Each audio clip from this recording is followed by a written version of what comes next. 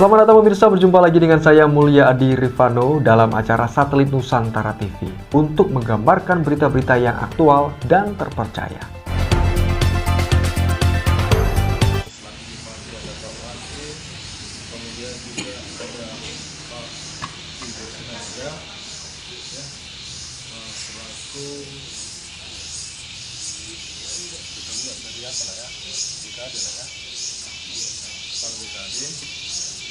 Dalam hal ini kita menindaklanjuti kebijakan surat edaran daripada Menteri Pendayagunaan Aparatur Negara terkait pegawai honorer.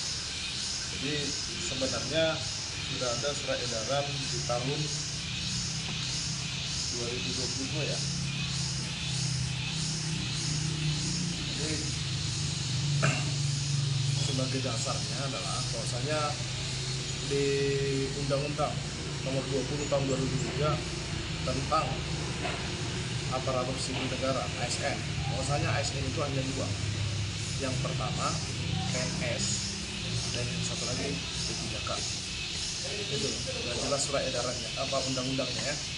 Kemudian ada juga surat Menteri M4RB bahwa tertanggal 31 tahun 2022 status kepegawaian tadi P3K, PNS dan P3K. Di luar itu namanya non ASN. Kemudian pada tanggal 25 Juli 2023 bahwasanya sudah ada juga surat dari Menteri dilarang ya, semua pejabat pembina kepegawaian dan pejabat lainnya dilarang mengangkat pegawai non PNS, tapi di luar P3K dan PNS untuk mengisi jabatan. Ya. Kemudian ada juga di sini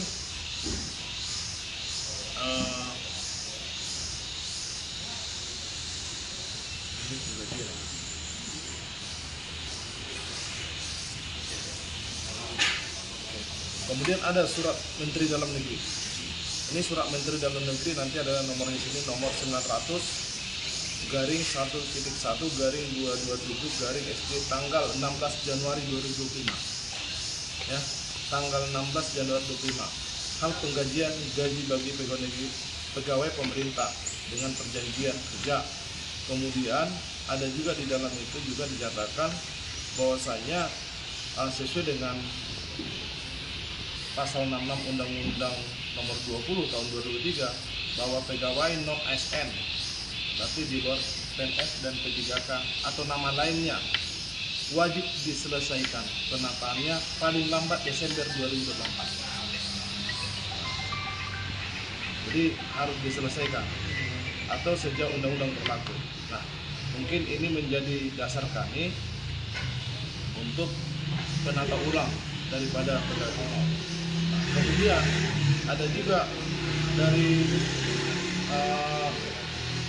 surat ini dari Dirjen Bina Keuangan Daerah Kemendagri. Ya, nanti suratnya bisa nanti ditanyakan semua sama Pak Tijo, dasar suratnya semua ada. Artinya dasar hukumnya jelas ada, bahwasanya dilarang untuk diperintahkan kepada kita untuk penata ulangan kembali pegawai di luar daripada ASN. Nah, sehubungan dengan itu Tapal Utara juga mempunyai pegawai non ASN atau honorer itu hampir 1.800 orang. Nah, ini juga polemik juga bagi kami. Yang pertama, kekuatan hukumnya untuk mengikat mereka sebagai pegawai honorer tidak ada. Nah, sehingga pengangkatannya dilakukan masing-masing oleh kepala OPD. Nah, yang kedua, bahwasanya tentang penggajian mereka saja. Kita tahu sudah hampir 2 bulan ya, mau 3 bulan ini mereka tidak gajian. Dan kami sendiri masih bingung. Bahkan kami sudah melakukan komunikasi dengan BPKP terkait dengan penggajian mereka. Termasuk BKN juga. Dan kita dilarang menggunakan APBD untuk membayar gaji mereka. Kenapa? Karena sudah ada surat sebelumnya. Nah ini, jadi kalau kita bertahan akan kita teruskan bulan 4, bulan 5, kita bingung. Dan ini menjadi polemik yang paling besar lagi. Bisa-bisa nanti mereka tidak kita gaji tapi tenaganya kita pakai. Nah jadi buat sementara kami sudah melakukan rapat, ya. Ini bukan keputusan bupati, bukan. Ini kami lakukan rapat dengan semua OPD terkait, pemangku kebijakan juga kita minta pendapat masing-masing. Dan kita mengambil keputusan sesuai aturan dan regulasi yang mengatur bahwasanya mereka harus diberhentikan sementara. Nah, karena itu kami istilahnya bukan diberhentikan, kita rumahkan dulu mereka sampai ada kebijakan lain nanti dari pemerintah pusat. Kita nggak tahu, mana tahu karena ini mungkin menyangkut seluruh Indonesia, bisa saja nanti ada kebijakan lagi dari pemerintah pusat. Nah kita tunggu.